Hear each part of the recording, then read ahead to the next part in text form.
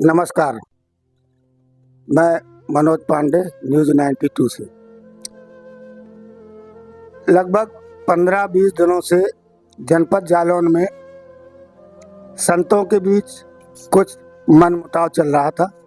Media में पढ़ा देखा तो सोचा चलो आज इसकी क्या हकीकत है, क्या मामला है, पूरा जानने के लिए आज हम श्री लक्ष्मी नारायण मंदिर बड़ा स्थान ब्यास क्षेत्र कालपी धाम में हमारी टीम आई और यहाँ पर हमारे साथ गुरुजी मौजूद है।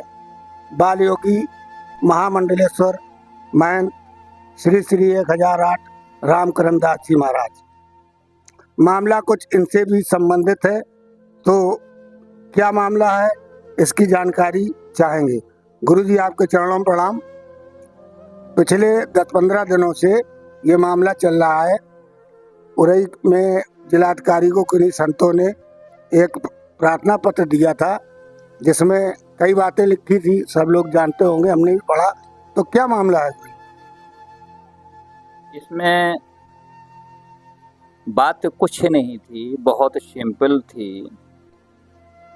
मामला ये था कि अभी हैदलपुर ग्राम में एक हमारी चोरी हुई भगवान की, और उसमें मूर्तियां चोरी हो गई।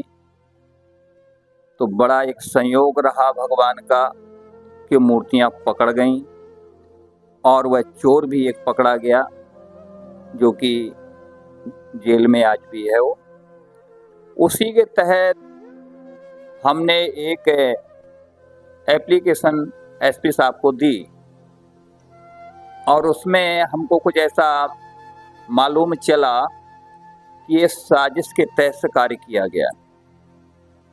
क्योंकि अभी बीच में एक उरई में मंडलेश्वरी हुई थड़ेश्वरी मंदिर पर, उसमें ये कुछ चर्चाएं चली थीं कि कुछ कार्य ऐसा किया जाए जिससे इनको बदनाम किया जाए, स्थान को बदनाम किया जाए। वो सूचना हमारे पास भी आई, तो उसके तहत हमने एक एप्लीकेशन एसपी साहब को दी कि हमको ये 3-4 लोगों पर शक है जो एक इस स्थान से थोड़ा सा द्रोह रखते हैं, कुछ लोग जलते भी हैं। उन्होंने एक साजिश के तहत ये कार्य करवाया है। ठीक है, वो एप्लीकेशन दे करके उन्होंने आश्वासन दिया कि हम इसकी जांच कराएंगे, और उन्होंने सीओ साहब को हमारे कालपी किया। सीओ साहब ने आटा थाना किया। अब उसमें जो भी जांच हुई मुझे अभी मालूम नहीं है, ना मुझे बताया है। गुरुजी, ये बहुत पुरानी गद्दी है और मानता है उत्तर भारत की एक बड़ी गद्दियों में है। यहाँ पर गुरुदेव साकेतवासी जयराम दास जी महाराज महामंडलेश्वर थे। उनके 2 शिष्य बताए जाते हैं। नहीं, 2 शिष्य तो हजारों की संख्या में है, लेकिन जैसे बाल योगी जिनको उनके बाद ये गद्दी मिलना चाहिए, उनमें से आप और एक तिवारी जी थे। तिवारी जी एक दुर्घटना में उनका स्वर्गवास हो गया। उसके बाद ये गद्दी आपको मिली, किस प्रकार यहाँ मंडलेश्वरी मिली, इसके बाद कहाँ से, अखाड़े से कहाँ से क्या हुआ, किस प्रकार आपको इस पद पर बैठाया गया, ये बताएं। बहुत अच्छी बात है, आपने पूछा है। जो भी हम बता रहे थे आपको कि वो चोरी हुई साजिश के तहत कार्य हुआ था, तो उसी में उन लोगों ने चिढ़ करके उसमें कुछ हमारे साधु भेष में, अब कहना तो नहीं चाहिए कि उनको मंडलेश्वर की पदवी दी गई है, लेकिन उन्हीं के ही साजिश से उरई थड़ेश्वरी मंदिर पर एक कार्यक्रम हुआ था और वहाँ ये सारी योजनाएं बनी थी, और उन्हीं के तहत इन लोगों ने एक एप्लीकेशन डीएम साहब को दिया, और उसमें तरह तरह की बातें लिख दी जो आज हमारे साधु समाज में एक बहुत गलत एहसास हुआ, और उन्होंने इसका विरोध प्रदर्शन भी किया। तो इन्होंने उसमें कहा कि कालपी स्थान की जो महंताई थी वो गुंडागिरी से ली। सबसे पहले तो हम ये कहना चाहेंगे कि जिन लोगों ने एप्लीकेशन दी है वो लोग भी उस समय मौजूद थे। जिन्होंने ये साजिश रची है वो लोग भी मौजूद थे। थड़ेसरी मंदिर स्वयं जो सीताराम दास जी यहाँ मौजूद थे, जमुना दास जी यहाँ मौजूद थे, और जिन्होंने एप्लीकेशन बलराम दास करके जिसने एप्लीकेशन दिया है बल्लू बाबा वो भी मौजूद था। इसके अलावा गोपाल दास जो था जिसने एप्लीकेशन दिया वो भी मौजूद था। इसके अलावा जो है रानू बाबा था वो भी मौजूद था। एक दशरथ दास थे वो भी मौजूद थे, यानी बजरंग दास था वो भी मौजूद। ये सारे के सारे मौजूद थे जिस समय महानताई हुई थी। और उस महानताई में पूरे भारत का साधु समाज था। क्यों? ये गद्दी भारत की है, इसलिए यहाँ जब कोई कार्यक्रम बड़ा होता है तो पूरे भारत का साधु समाज आता है, अखाड़ा भी आता है। तो ऐसा नहीं है कि उस समय हमारा 4 संप्रदाय कहलाता, 4 संप्रदाय के भी श्री महंत थे यहाँ, ऐसी नहीं है। और अखाड़े के भी लोग यहाँ मौजूद थे जिस समय हमको यहाँ महानताई दी गई थी। 10,000 लोगों का कार्यक्रम था। ठीक है, वो तो कार्यक्रम हो गया, महानताई हो गई, सभी लोग चले। आज भी उसका एल्बम मेरे पास है, उसकी कैसेट भी मेरे पास है, तो सारी चीजें आज मौजूद है। अगर कोई ये कहता है कि नहीं ये कैसे हुआ, फर्जी हुआ, तो ऐसा कहीं कुछ नहीं है। उस समय कुछ इन्हीं लोगों ने थोड़ा उस समय भी एक बवंडर किया था महंताई के टाइम भी। तो उस समय पूरे जिले का फोर्स था, पूरे जिले का शासन प्रशासन यहाँ मौजूद था। उनकी मौजूदगी में और पूरे संत समाज की मौजूदगी में ये हमारी महंताई का कार्यक्रम हुआ था। ये सभी को मालूम है, अगर आप जानकारी करेंगे तो सभी यहाँ का पूरा क्षेत्र जिला बता देगा कि हाँ कैसे हुई थी। चलो, ये तो महंताई की बात हुई। अब जो हमको इसके बाद में कुंभ आता है, लेकिन जिस समय हमें यहाँ महंताई हुई थी, यहाँ के जो पहले थे, जब लोग यहाँ आए शासन प्रशासन, तो मैंने सभी को दिखाया था कि यहाँ आश्रम के अंदर देखिए कुछ है। उस समय यहाँ कुछ भी चीज मालूम मौजूद नहीं थी, केवल 20 कुंटल गेहूं थे। उस 20 कुंटल गेहूं में 6 कुंटल कटाई वालों को दे दिए थे, मात्र 16 कुंटल गेहूं थे। बताइए, 16 कुंटल गेहूं से इनका भंडारा किया जाता कि यहाँ का आश्रम का संचालन होता। कहाँ 10,000 आदमी का भंडारा था। कोई बात नहीं, वो तो जैसे हुआ तैसे हुआ। 8.5 लाख रुपए खर्च हुए थे उस समय जब इनका भंडारा किया गया था रामकिशोर दास जी का। इन सबको भी मालूम है कि कैसे हुआ था, क्योंकि उस समय करीबन 1500 साधु था। महंत मंडलेश्वर महामंडलेश्वर सभी आए हुए थे। पूरे भारत के तुम्हारे राजस्थान, हरियाणा, पंजाब, गुजरात, सभी जगह के जो लोग आए थे, उनका जो स्वागत और सम्मान हुआ था उसमें करीबन 8.5 लाख रुपए के लगभग खर्च हुआ था। तो चलो, ये तो हुई यहाँ की महंताई की बात। इसके बाद में कुंभ आ जाता है। कुंभ 19 में आया और वहाँ पर जब हम पहुँचे हैं, वहाँ तो यहाँ से भेजा तो हमारे जो पहले थे रामकिशोर दास जी, जिनको लोग ये कहते हैं क्या है, तो हमारे जो महाराज श्री थे गुरु जी, वो शरीर छोड़ चुके थे 14 में। तो 14 के बाद में इन्होंने जो है 2 साल देखा, ये कुंभ पड़ गया था इलाहाबाद का, तो वहाँ ये गए, उज्जैन का पड़ा था उसमें गए, तो इन्होंने वहाँ विदाई लिया, लेकिन वहाँ विदाई वापिस नहीं किया। ऐसा हम लोगों का होता है, जब अखाड़े में खालसे में जाते हैं अखाड़े में, तो वहाँ सबकी विदाई करना पड़ती है कि जैसे पूरा यानी खालसा पूरे कुंभ को के जो महंत और अखाड़े होते हैं उनको बुलाया जाता है, उसमें किया जाता है। तो इन्होंने किया नहीं। तो जब यहाँ से हमने भेजा तो भेजने के बाद उन्होंने तुरंत कहा, बोले पहले पिछली विदाई दो। तो पिछली विदाई के लिए 3 लाख रुपए उन्होंने मांगे। 3 लाख रुपए होता है वो हमको वापिस दो। लेकिन संयोग था कि जो हमारे अखाड़े के थे वो हमको जानते थे, हमारे संपर्क में थे। जब उन्हें पता चला कि अरे रामकरण दास जी हैं, तो उन्होंने अपने कोतवाल को भेजा, बोले जाओ जाओ गलती हो गई और उनको दोबारा लिवा के लाओ। तब मैं फिर गया। यहाँ जाने के बाद हमसे मिलने के बाद उन्होंने समस्या बताई कि एक तो आपको खालसा की मानताई लेना होगी, और दूसरा जो पिछला रह गया है उसको जमा करने, कोई बात नहीं। तब वहाँ जा कर के महामंडलेश्वरी का जो हमारे यहाँ होता है, सबरे अखाड़े आते हैं जितने भी होते हैं, दिगंबर, निर्मोही, निर्माणी, इनमें 18 हमारे नगांव के जो श्री महंत हैं वो लोग थे। इसके अलावा पूरे खालसे के जो खालसाधारी श्री महंत होते हैं महामंडलेश्वर, करीबन 700 हैं। जो हमारे वैष्णव में जो खालसे हैं वो 700 खालसे हैं। वो पूरे के पूरे खालसे के श्री महंत आते हैं, आकर के चादर ओढ़ाते हैं, पूरा अखाड़ा होता है, ओढ़ा करके चादर विधि करके बाकायदे लिख करके स्टाम्प पर नोटरी करके वो कागज देते हैं कि ये लो, आज से आप महामंडलेश्वर हुए। तो वो वहाँ इलाहाबाद कुंभ में ये महामंडलेश्वरी की पदवी दी गई। चलो ठीक है। इसके बाद में फिर वहाँ से होने के बाद में करीबन 20 लाख रुपए खर्च हुआ इलाहाबाद में। इसके बाद में वहाँ से आते हैं, यहाँ आने के बाद में यही लोग थड़ेसरी और के महंत जो है सिद्धराम दास जी और बलखंडी देवी के महंत जमुना दास जी महाराज पीछे पड़ गए, बोले आपको मंडलेश्वरी और लेना चाहिए। ये महामंडलेश्वरी भारत की होती है और मंडलेश्वरी जिले की होती है। ये पीछे पड़ गए, बोले लेना चाहिए। तो फिर दोबारा 20 में मंडलेश्वरी का आयोजन हुआ, जिसमें पूरे जिले का साधु समाज बुलाया गया, बाहर के भी आए। आने के बाद में फिर चादर विधि हुई। चादर विधि होने के बाद में उसमें भी 5 लाख रुपया खर्च हुआ, तब मंडलेश्वरी हुई। तो ये है यहाँ की कहानी, सबको मालूम है।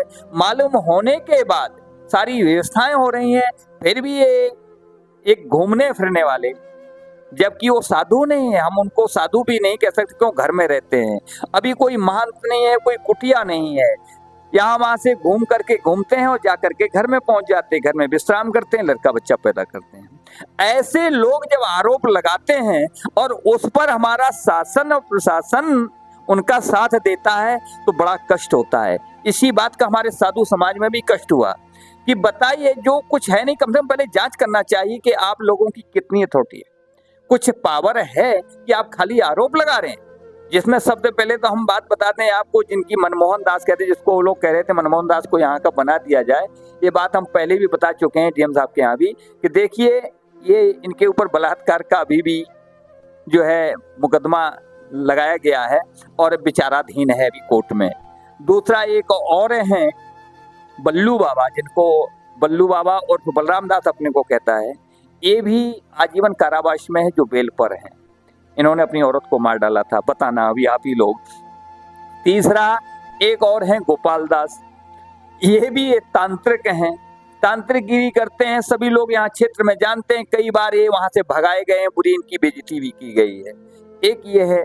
चौथे हैं एक तुम्हारा दशरथ दास, जो अभी नाम आया है दशरथ दास जी का, कि वो भी इसमें शामिल थे। इनके ऊपर भी बलात्कार का केस लगा हुआ, ये भी विचाराधीन है कोर्ट में। एक है रानो, ये खसीस का है, ये पहले पागल हो चुका था, आज भी हाफ माइंड है, अब ठीक है लेकिन हाफ माइंड फिर भी है।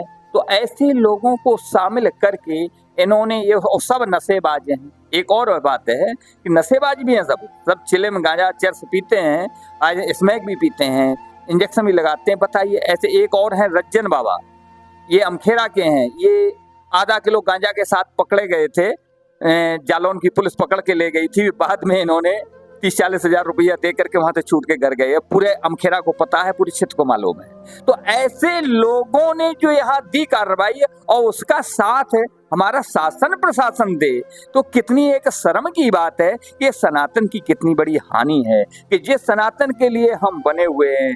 आज योगी जी भी हमारे सनातन के लिए कितनी कार्य कर रहे हैं, मोदी जी कितना कार्य कर रहे हैं, और वही लोग जो सनातन के रक्षक बने वो भक्षक बन जाएं, कितनी दुर्घटना की बात है।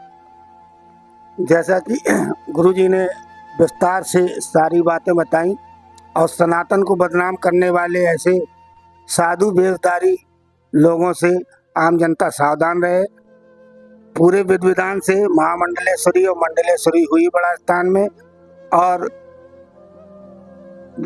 गौलोकवासी गुरुदेव जयराम दास जी के बारे में और जानना चाहेंगे। गुरुजी बताएं कि आप और तिवारी जी, वो जो आपसे पहले यहाँ थे, उत्तराधिकारी जयराम दास जी के आप और तिवारी जी थे। ये मोहन, कौन बताया, मोहित बाबा, ये अपने आप को क्यों, किस आधार पर इस मंदिर का जो है मुखिया मानते हैं? आखिर इनके पास क्या है, ये किनके चेले हैं? हाँ, आपने बहुत अच्छी बात कही। यहाँ हमारे महाराज श्री के कम से कम 100 शिष्य होंगे। विरक्त गृहस्थ तो बहुत हैं, जिनकी कोई गिनती नहीं है, लेकिन उन 100 विरक्तों में भी हम ही सबसे बड़े थे, उनके शिष्य। जो हमारा राम किशोर दास जो हुआ था, उसको हम ही ने कह करके कि हमसे छोटा, लेकिन हम यहाँ रहना नहीं, क्योंकि मैं बरसाना रहता था। हमने कहा धाम छोड़ के मुझे आने की आवश्यकता नहीं है, तो चलो इन्हीं को बना दिया जाए। उसमें हमने आक्षेप नहीं किया, उनको बना दिया गया। लेकिन संयोग ये होता है कि दुर्घटना हो गई, एक्सीडेंट हुआ, एक्सीडेंट में क्षतिग्रस्त हुए। अब कहना तो हमको नहीं चाहिए, हम तो ये कहेंगे कि वो मरे नहीं हैं, उनको भी मारा गया है, श्री मोहित ने मारा। क्योंकि जो व्यक्ति बोलने लगा हो, चलने लगा हो, खाने लगा हो, एक्सीडेंटल आदमी हो, वो मरता नहीं है। हाँ, रोगी हो मर सकता है, लेकिन एक्सीडेंट वाला आदमी अगर चलने लगे, फिरने लगे, खाने लगे, पीने लगे, तो वो मरेगा नहीं। लेकिन ये जबरदस्ती राजकोट से लेकर के दिल्ली गया, और दिल्ली में 1 महीना नहीं हुआ, राजकोट में ये 9 महीने रहा, वहाँ कोई परेशानी नहीं हुई, और ये जबरदस्ती यहाँ से लेकर के दिल्ली ले गया, और वहाँ 1 महीना नहीं हुए, खत्म हो गए। अब बताओ इसको क्या कहा जाए? ये कहा जाए कि अपनी मौत मरे। ये मोहित जो है, इसकी कहानी बहुत बड़ी है। कहानी ये है कि ये घर से निकला, ये अंडा का रहने वाला है। इसके बाप कमलेश हैं। ये परिवार शराबी है। पूरे गांव से अगर आप पता लगाएं, क्षेत्र में पता लगाएं, तो शराबी परिवार था। घर में कुछ भी नहीं था। ये किसी तरीके से घर से परेशान होकर के निकल जाता है।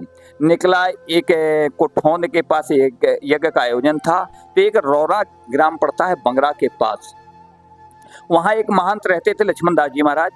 तो लक्ष्मण दास जी महाराज का ये था कि बेचारे वृद्ध थे, 80-85 साल के थे। तो लोगों की यह कहना था कि कोई एक बालक आ जाए पुजारी के रूप में और उसको यहाँ रख दिया जाए।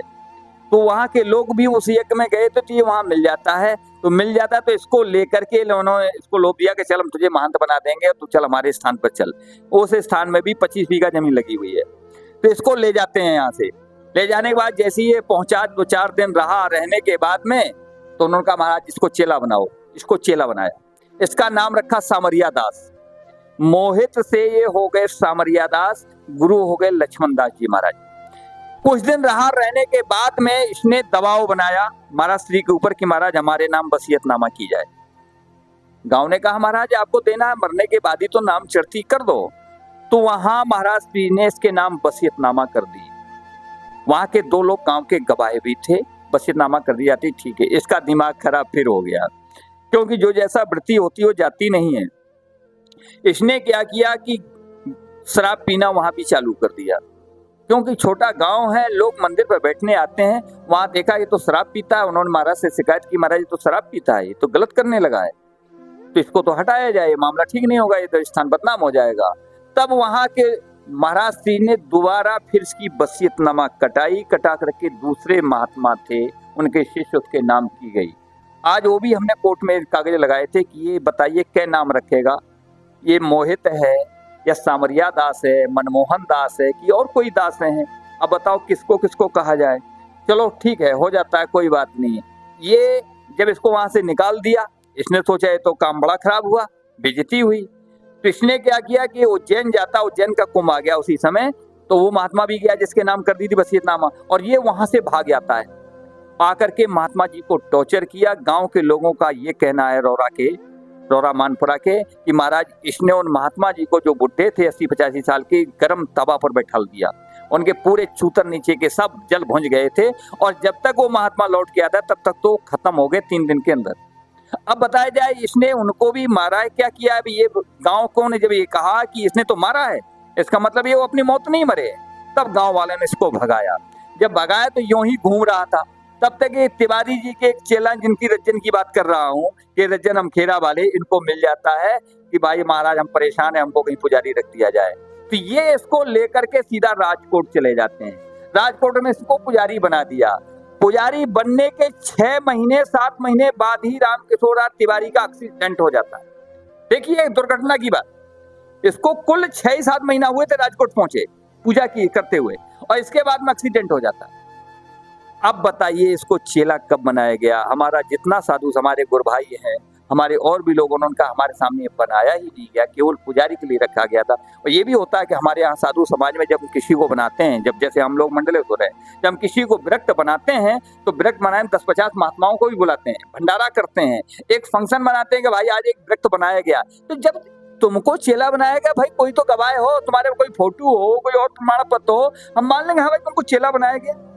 तो ये फर्जी ठड़ेसरी मंदिर की ये करतूत है कि इन्होंने जबरदस्ती इसको खड़ा कर दिया कि नहीं तुम कहो कि हम चेला हैं, और ठड़ेसरी मंदिर ही जो सिद्धराम दास जी हैं उसकी पूरी मदद कर रहे हैं, हर जगह उसे कार्रवाई करवा रहे हैं। नहीं, इसकी ये इतनी औकात नहीं थी कि कार्यक्रम करता ये मना दे। अब अगर ये बात थी, हमने महाराज श्री का यहाँ हम रह रहे हैं, महाराज जी की समाधि बनवाए, महाराज जी की मूर्ति बैठा रहे हैं, हमारा जो गुरभाई था रामकृष्ण उसकी भी मूर्ति बैठा रहे हैं, दोनों की मूर्तियां स्थापित हैं, उनकी समाधि बनवाई है, उनका बाकायदे बड़ा सुंदर कार्य किया गया है, भंडारा भी हुआ है, तो हमको क्या जरूरत थी? ये तो सब फर्जीवाड़े में लगे हुए हैं कि भाई कैसे भी बन करके मंदिर पे कब्जा करो और यहाँ की पूरी संपत्ति घर ले जाओ, बस केवल इतना है। क्यों? ये राजकोट भी रहता है, अभी आप अंडा जाएं और पता लगाएं कि कहते महाराज यहाँ कुछ नहीं था, आज उसने ट्यूबवेल लगवा दिया, मकान बनवा दिया, ट्रैक्टर खरीद लिया, गाड़ी खरीद ली। कहाँ से आया पैसा? ये सब दान का ही पैसा जो राजकोट से आया उसी के बल पे कर रहे हैं। अब उनकी निगाह ठड़ेसरी के माध्यम से बोले बड़े स्थान पर और कब्जा किया जाए, उससे अपना फिर कार्यक्रम बने। ये है सभी समस्याएं। सारी हकीकत गुरुजी ने